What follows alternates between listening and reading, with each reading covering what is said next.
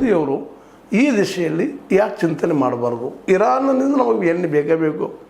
ಈ ದೇಶದ 80% ಎಣ್ಣೆ ಅಂದ್ರೆ ನಮ್ಮ ಕ್ರೂಡ್ ಆಯಿಲ್ ಹೊರಗಿಂದ ನಾವು ತರಿಸಲೇಬೇಕು. ಅದರಲ್ಲೂ ನಮಗೆ ಉದ್ರಿ ಕೊಡ್ತಾ ಇದ್ದಾರೆ ಇರಾನ್ದವರು.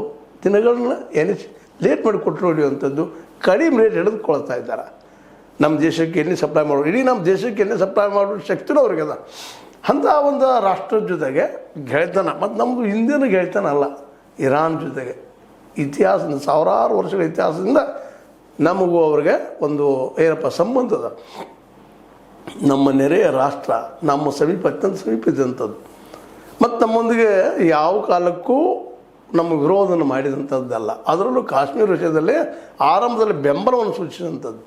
ಅಂಥ ರಾಷ್ಟ್ರದ ಗೆಳೆತನವನ್ನು ಸ್ವತಂತ್ರವಾದ ಮೀಡಿಯಾಗೆ ಬೇಕಾಗಿರುವುದು ಸ್ವತಂತ್ರ ಧ್ವನಿ. ಆ ಸ್ವತಂತ್ರ ಧ್ವನಿ ಉಳಿಸಲು ನೀವು ಮಾಡಬೇಕಾದದ್ದು ಇಷ್ಟೇ. ಅದೇನಪ್ಪಾ ಅಂತಂತಂದ್ರೆ ನಿಮ್ಮ ಕೈಲಾದಷ್ಟು ಸಹಾಯ ಈ ಚಾನಲ್ಗೆ ಮಾಡಿ ಹಾಗೂ ನಿಮ್ಮ ಧ್ವನಿಯನ್ನು ಕಾಪಾಡಿಕೊಳ್ಳಿ. ನಾವು ಇವತ್ತು ದೂರ ಮಾಡಿಕೊಳ್ತಾ ಇದ್ದೀವಾ ಅನ್ನೋದು ದೊಡ್ಡ ಮಹತ್ವದ ಪ್ರಶ್ನೆ ಬರ್ತಾ ಇದೆ. ಯಾಕಂದ್ರೆ ಆಯತುಲ್ಲಾ ಖಮೇನಿ ಆ ದೇಶದ ಧಾರ್ಮಿಕ ಲೀಡರ್ ಅಷ್ಟೇ ಅಲ್ಲ, ರಾಜಕೀಯವಾಗಿ ಭಾಳ ಪ್ರಬಲವಾದ ವ್ಯಕ್ತಿ ಇದ್ದಂಥವ್ರು.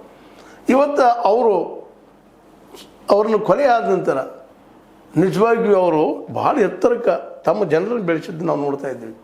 ಎಂಥ ಕೆಚ್ಚು ಹಾಕಿದ್ರಪ್ಪ ಅಂತಂದ್ರೆ ಇರಾನಿಯನ್ಗಳಲ್ಲೇ ಅಮೇರಿಕವನ್ನು ಎದುರಿಸಿ ಸೋಲಿಸುವಷ್ಟು ಮಟ್ಟಿಗೆ ಬುದ್ಧಿವಂತಿಕೆ ಅಷ್ಟೇ ಅಲ್ಲ, ಮತ್ತೊಂದು ದೃಷ್ಟಿ ಇಟ್ಕೊಂಡು ಎಲ್ಲ ದೃಷ್ಟಿಯಿಂದಲೂ ಇವತ್ತು ಅಮೇರಿಕೆಯನ್ನು ಮೂಲಿಗೆ ಸರಿಸಿದಂಥದ್ದು, ಇವರು ಹೇಳಿದಂಗೆ ಕೇಳುವಂಗೆ ಮಾಡಿಸ್ಕೊಂಡಂಥದ್ದು ಇರಾನ್.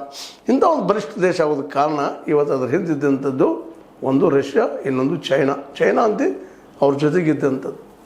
ಈ ಮೂರು ರಾಷ್ಟ್ರಗಳು ಇವತ್ತು ಇಡೀ ವಿಶ್ವದ ಮೇಲೆ ತಮ್ಮ ಕಮಾಂಡನ್ನು ಮಾಡ್ತಾ ಇದ್ದಾವೆ. ಯುರೋಪ್ ಖಂಡದ ಅನೇಕ ದೇಶಗಳು ಇವತ್ತು ಫ್ರಾನ್ಸದ ಅಧ್ಯಕ್ಷರು ಹೋಗ್ತಾ ಇದ್ದಾರೆ, ಸುದ್ದಿಗಳಿದ್ದಾವೆ. ಇನ್ನುಳಿದ ರಾಷ್ಟ್ರಗಳು ಹೋಗ್ತಾ ಇದ್ದಾರೆ. ಯುರೋಪ್ ದೇಶ ನಿಧಾನಕ್ಕೆ ಇರಾನ್ ಕಡೆ ಹೊರಡ್ತಾ ಇದೆ.